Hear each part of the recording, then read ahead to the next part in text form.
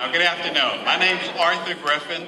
I am a native Charlottean, and for many of my years growing up, I used to walk down McDowell Street at the Mother House every September, and that's all I used to live on was the shout band at the United House of Prayer on McDowell Street. So, hey, this is a fabulous opportunity for me to come out. I'm very humbled to come out. I was very pleased to get asked by Malcolm Graham to say a couple of words.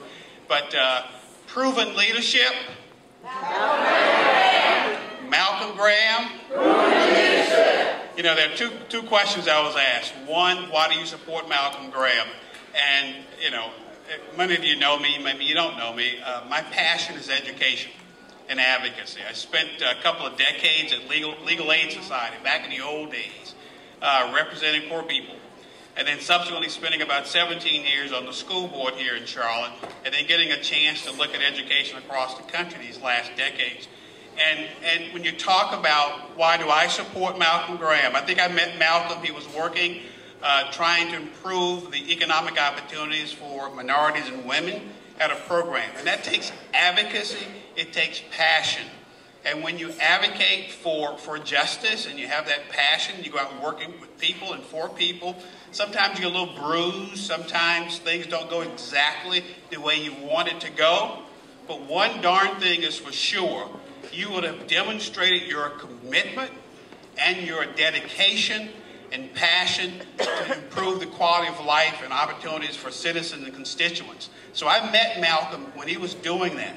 So for me, as a person who's been out there in the neighborhoods, knocking on doors, a community organizer, that was important to me. Because there are a lot of people now trying to jump into this race who haven't demonstrated that commitment and that dedication to moving us forward as a people. Malcolm Graham has done that. And beyond that, Malcolm Graham moved from one passion and one role of serving to another role. He moved into the city council race. And then he moved on to the state senate. And this seat that Malcolm is taking, Mel Watt left. And some of you might know Mel. Knowing Mel because he also grew up here in Charlotte. He started serving folk, worked at the law firm Julius Chambers. Then he moved to the state senate and to the United States Congress. That's the same path that Malcolm Graham has taken. And he has earned the right to be a United States representative. And I say that because, you know, it's the horse that has taken you across that water. That's the horse that you need to stay with. And I'm going to stick with Malcolm Graham all the way to the United States House of Representatives in Washington, D.C.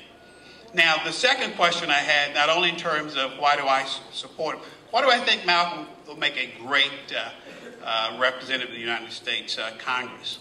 And I don't want to mess this quote up. I did have a quote somewhere. Maybe I don't have it. I do have it.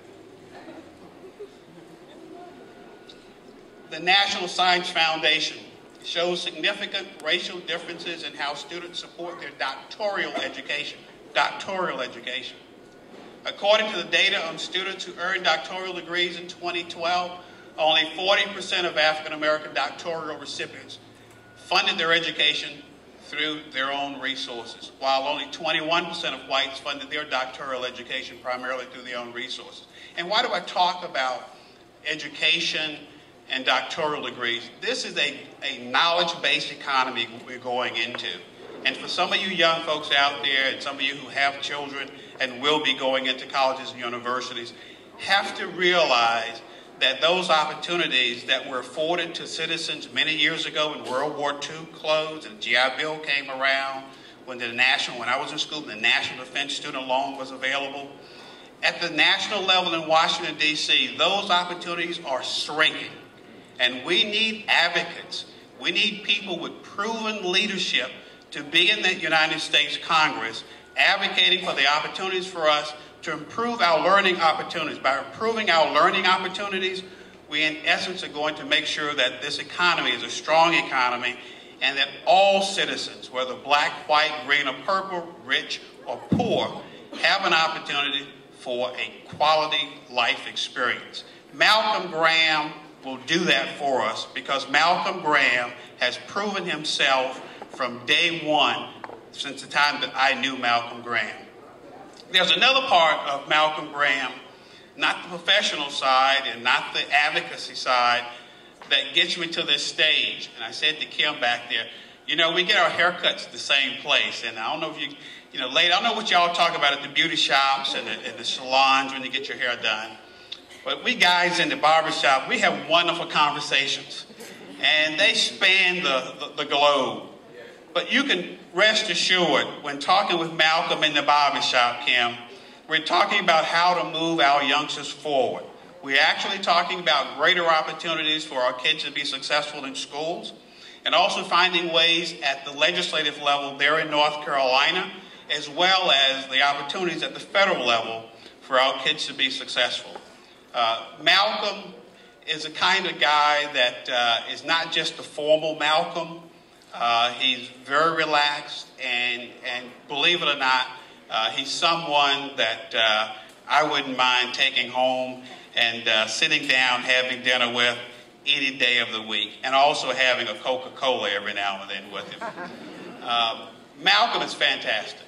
I wouldn't be here if he was not. I think if any of you folk out there know my experience, I kind of tell it like it is, whether you like it or you don't. But Malcolm absolutely is the right person at the right time, at the right place for us and for America.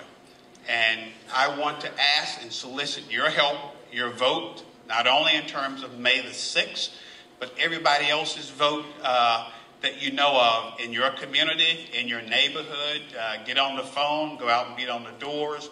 But Malcolm Graham is the person for us to take the 12th Congressional District seat. So thank you for giving me an opportunity to share just a couple of things about Malcolm Graham, but more particularly how excited I am about having him in this race and my support for Malcolm Graham. Thank you.